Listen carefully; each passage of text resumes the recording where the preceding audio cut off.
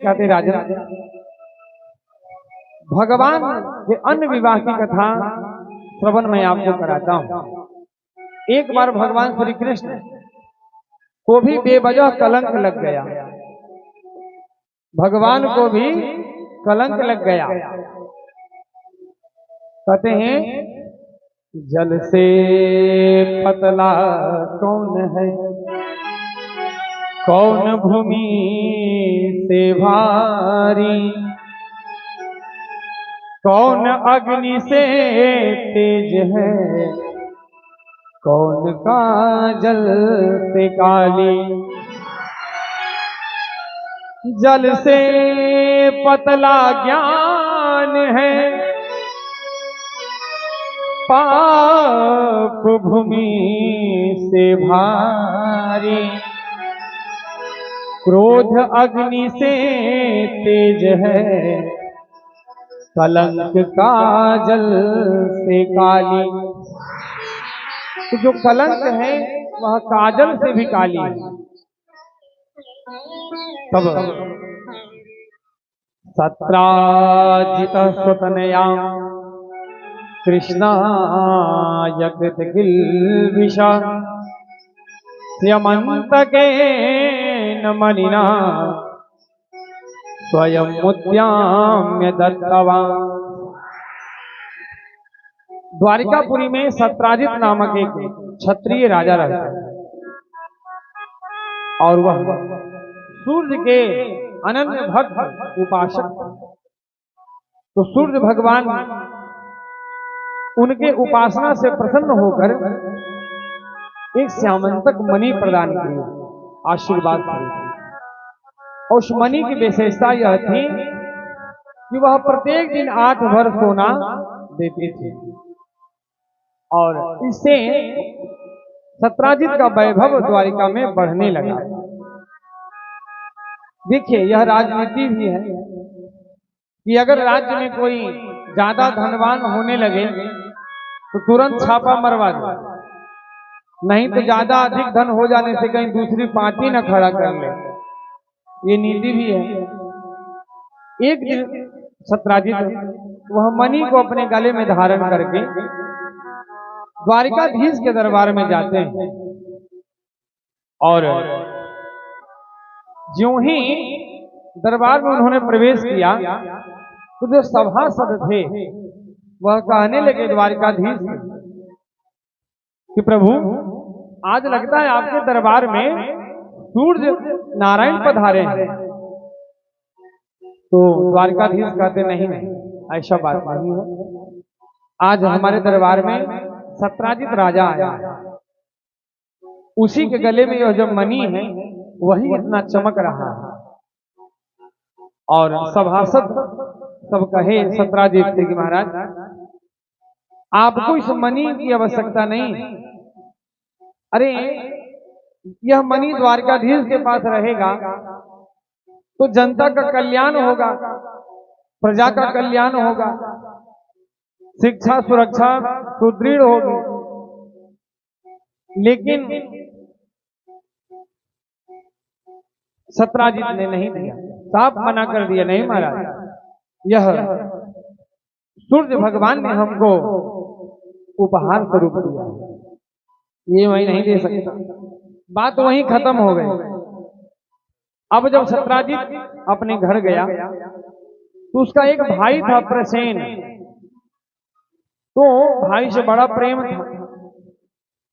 तो प्रसेन ने कहा, भैया यह मणि आज हमको दीजिए, मैं पहन कर शिकार खेलने जाऊंगा मित्रों के साथ। भाई के प्रेम में सत्राजित ने वह मणि प्रसेन को दे दिया और प्रसेन वह मणि धारण करके वन में शिकार खेलने जाते हैं और दैववश देखिए कलंक लगना था। एक सिंह प्रसेन को मारकर वह मणि छीन लिया और अपने मुख में रख के जा रहा था। अब रास्ते में मिल गए जामवंत जी।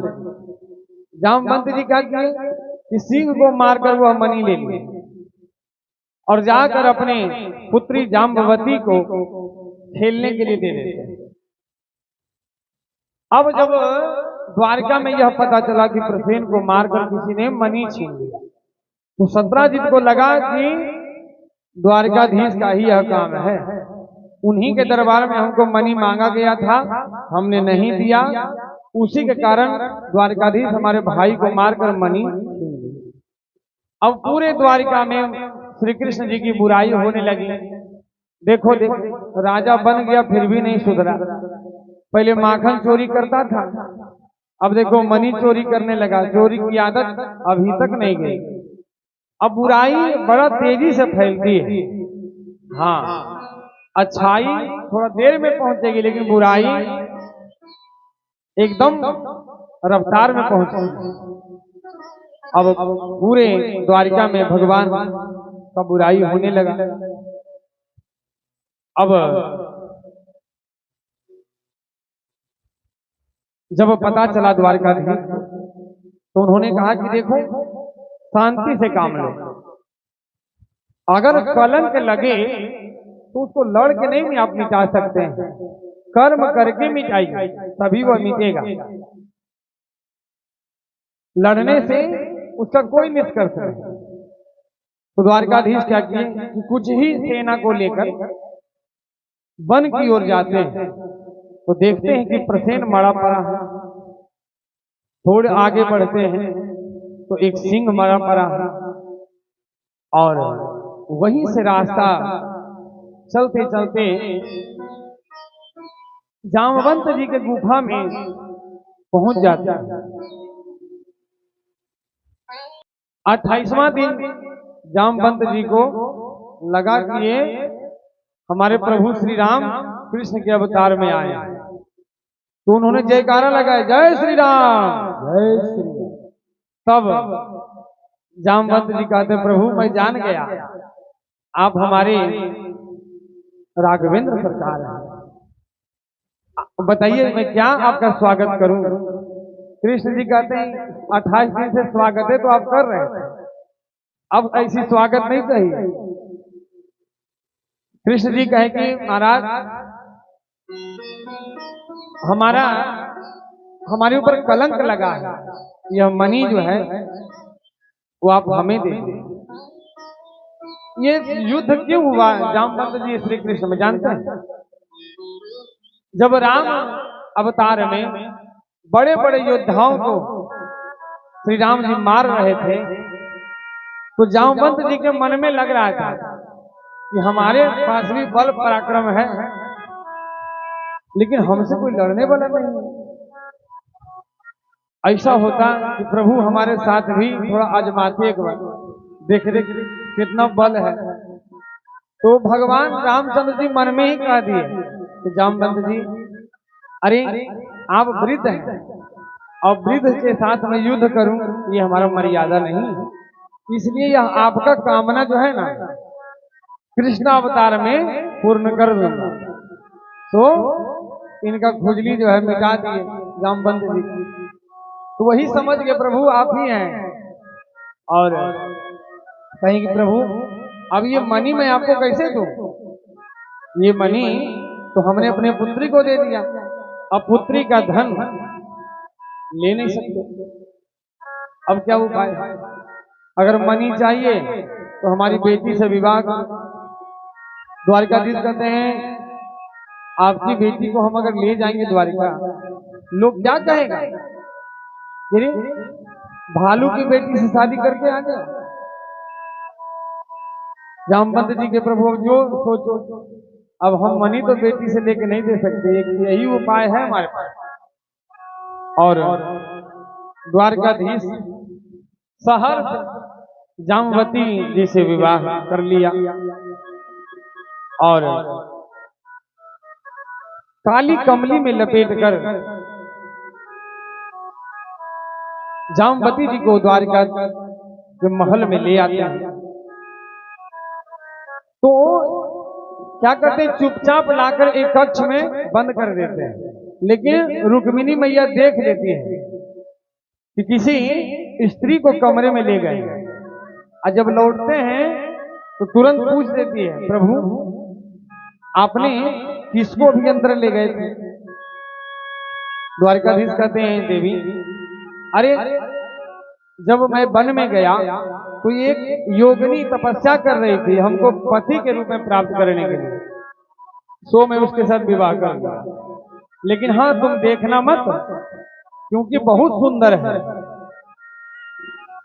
अब पत्नी के सामने किसी दूसरे स्त्री की प्रशंसा कर दे तो समझ लीजिए क्या होने वाला है। अब रुक्मिणी मैया गुस्सा गई कि हमसे भी सुंदर है, जाए मैं श्राप दे देती कि उस कक्ष में जो भी है वो हमसे थोड़ी कम सुंदर स्त्री हो जाए। अब जब मैया का श्राप लगा तो पढ़ना ही थी भालू की बेटी, श्राप लगते ही रुक्मिणी मैया से थोड़ी कम स्त्री बन गई। बोलो राधे राधे राधे राधे। अब फिर वहां से मणि को लेकर जाते हैं द्वारिकाधीश सत्राजित के पास और कहते हैं महाराज ये लीजिए आपका मणि। सारा राज खुल गया, क्या कारण? प्रसेन का मृत्यु का। और सत्राजित कहा प्रभु, अब सत्राजित की बुराई होने लगी द्वारिका में कि देखो कैसा पापिष्ट आदमी है कि द्वारकाधीश पर कलंक लगा दिया। अब सत्राजित की बुराई होने लगी, सब लोग गालियां देने लगे। सत्राजित सोचा अब क्या करूं? तो सत्राजित ने विचार किया अब मैं अपनी बेटी का विवाह द्वारकाधीश के साथ कर देता हूं, फिर किसकी हिम्मत जो हमको गाली दे। तब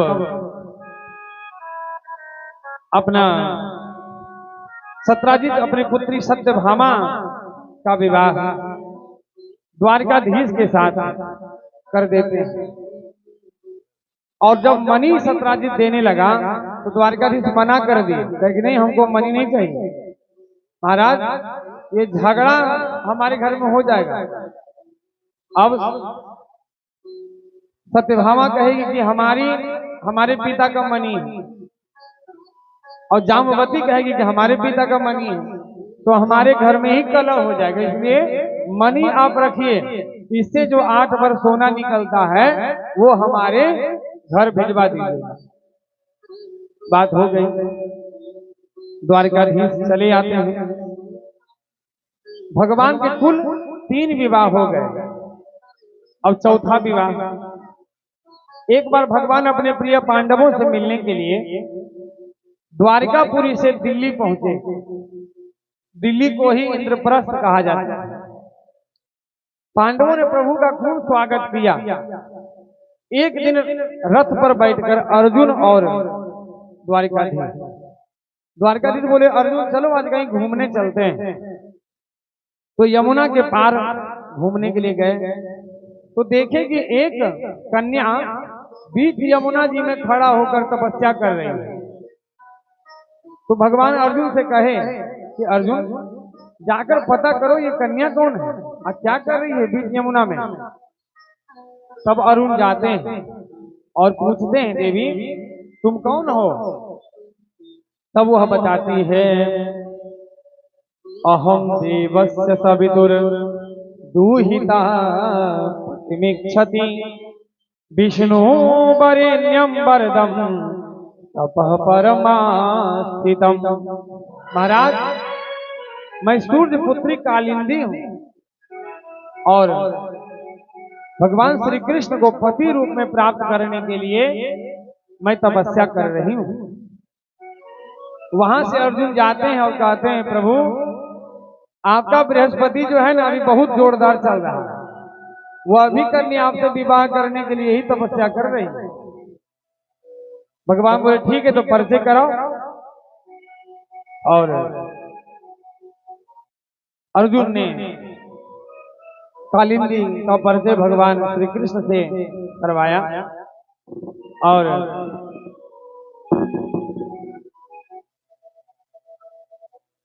परिचय कराकर पानी ग्रहण करवा देते हैं। अब भगवान का चौथा विवाह संपन्न हुआ। अब भगवान का 5वां विवाह उज्जैन की राजकुमारी मित्रविंदा से हुआ।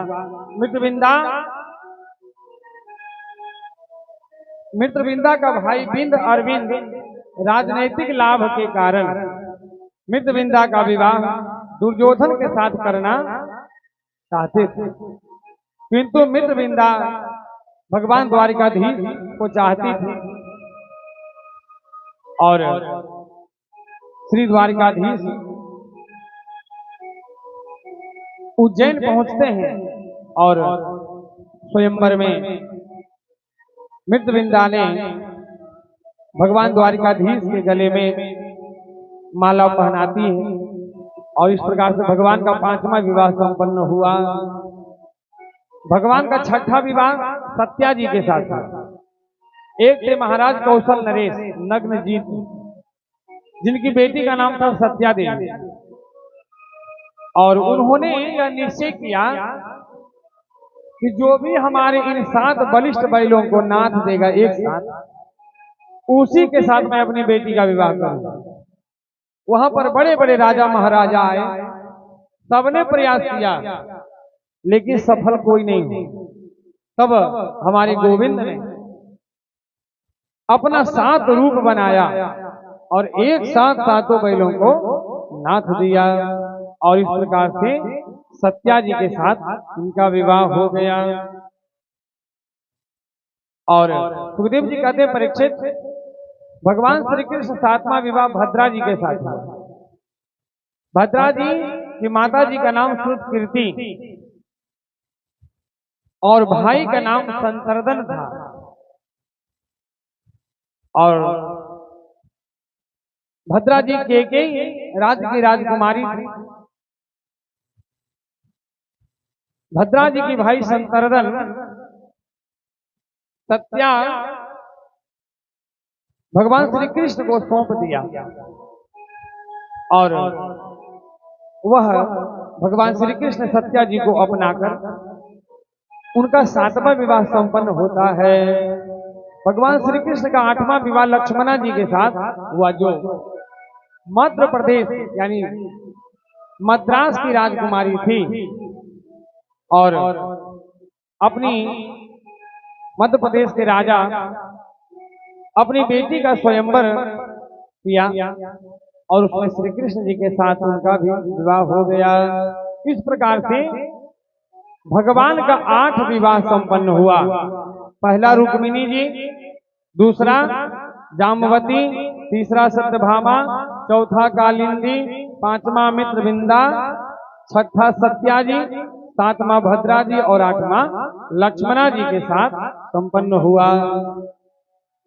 सुखदेव जी कहते, राजन परीक्षित, भगवान के 8 विवाह संपन्न होने के बाद 16,100 विवाह एक ही बार हुए। ये कैसे हुए? राजा परीक्षित जी ने पूछा, गुरुदेव भगवान ने इतना विवाह एक ही साथ क्यों किया और कैसे किया? सुखदेव जी कहते हैं, राजन भौमासुर नाम का एक दैत्य था, जो कि वह पृथ्वी का ही पुत्र था। भौमासुर, उसका यह संकल्प था कि 20,000 कन्याओं के साथ मैं एक ही साथ विवाह करूं और राजाओं को परास्त करके उसकी कन्या को हरण कर लेता था और लाकर अपने बंदी गृह में बंद कर देता था। तो 16,100 कन्याओं को उसने बंदी बना रखा और कन्या सब दुखित रहती थी कि मैं इस राक्षस के चंगुल में हूं, ना जाने यह दुष्ट क्या करेगा हमारे साथ। तो एक दिन सभी कन्याओं ने विचार किया कि अब हमारा रक्षा करने वाला कोई नहीं, एक ही द्वारिकाधीश हैं जो हमारी रक्षा कर सकते हैं। तो सभी गोपियों ने भगवान द्वारिकाधीश से गुहार लगाती है। सभी कन्याओं की प्रार्थना को सुनकर द्वारिकाधीश आने के लिए तैयार हो जाता है। तभी सत्यभामा जी कहती हैं कि स्वामी मैं भी आपके साथ जाना चाहती हूँ। अब देखिए भगवान युद्ध करने जा रहे हैं भौमासुर को, और सत्यभामा जी कह रही हैं मैं भी चलूं। और यहाँ द्वारिकाधीश शहर सत्यभामा जी को साथ में ले लिए। अब यहाँ पर संशय है, युद्ध में सत्यभामा जी को क्यों ले जा रहे हैं? तो जो भौमासुर है वह पृथ्वी पुत्र है और सत्यभामा जी पृथ्वी मैया ही हैं। तो जब भौमासुर का जन्म हुआ था तो उस समय 12 भगवान उसका वध करने जा रहे थे, लेकिन पृथ्वी मैया ने मना कर दी, स्वामी जैसा भी है पुत्र है छोड़ दीजिए। तो श्री कृष्ण 12 भगवान कहे थे कि देखो देवी अभी तो मैं छोड़ देता हूं, जब तुम कहोगे कि इसे मार दीजिए तब मैं मार दूंगा। उस समय वहीं पर बात हो गई थी समाप्त। अब वही बात आ गई। तो सत्यभामा जी को इसीलिए लिए कि इनके बिना उसका वध नहीं हो सकता, और सत्यभामा जी को लेकर द्वारिकाधीश प्राग ज्योतिषपुर पहुंच जाते हैं। तो भौमासुर का एक दैत्य था मूर नाम का, बड़ा मायावी था। उसने अपने सीमा पर अपने माया से ऐसा यंत्र लगा रखा था कि बिना आदेश से कोई प्राग ज्योतिषपुर में प्रवेश करे तो वह जलकर भस्म हो जाता है। तो सबसे पहले भगवान अपने सुदर्शन चक्र से उसके सभी यंत्रों को खंडित कर दिया, और जब अंदर प्रवेश किए तो मूर नाम का दैत्य भगवान से युद्ध करने लगा। और देखते ही देखते भगवान अपने सुदर्शन चक्र से उस मूर का भी वध कर देते, और इसी से भगवान का नाम है मुरारी। बोलिए मुरारी भगवान की जय। भौमासुर और द्वारिकाधीश में युद्ध होने लगे। तो यहाँ पर देखिए भगवान क्या लीला करते हैं कि भगवान जितने भी बाण चलाते हैं वह बाण भौमासुर के बगल से निकल जाता है, और भौमासुर जितना बाण चलाता है वह सब द्वारिकाधीश को आकर लग जाता है। अब ऐसा देखकर सत्यभामा जी विचलित हो गए। सब कही प्रभु हन्यताम हन्यताम, हे प्रभु इस दुष्ट का वध कर दो। भगवान कहते हैं देवी इसी का तो हमें इंतजार था, अब जब आप कह दी हो तो इसका वध करने में हमें कोई दिक्कत नहीं। बस सुदर्शन चक्र छोड़े और उसका गला उतर गया, और भौमासुर का हो गया गोविंदाय नमो नमः। और फिर उन कन्याओं से मुक्त करते हैं और कहते हैं कन्याओं अब तुम जाओ अपने अपने घर चले जाओ। वह कन्या सब कहती है हे गोविंद इतने दिन हमने इस राक्षस के बंदी गृह में रहे, अब हमें कौन क्षत्रिय अपनाएगा? अरे हमारी तो माता पिता भी नहीं अपनाएंगे। हे गोविंद आप जगत के पालक हो, मैं कहाँ जाऊं? तब ठाकुर जी कहते हैं अरे देवी जिसका कोई नहीं उसका मैं, चलो सबको मैं अपना लेता हूं। और उसी समय भगवान ने 16,100 कन्याओं को एक साथ विवाह कर लिया और सभी को अपना लिया।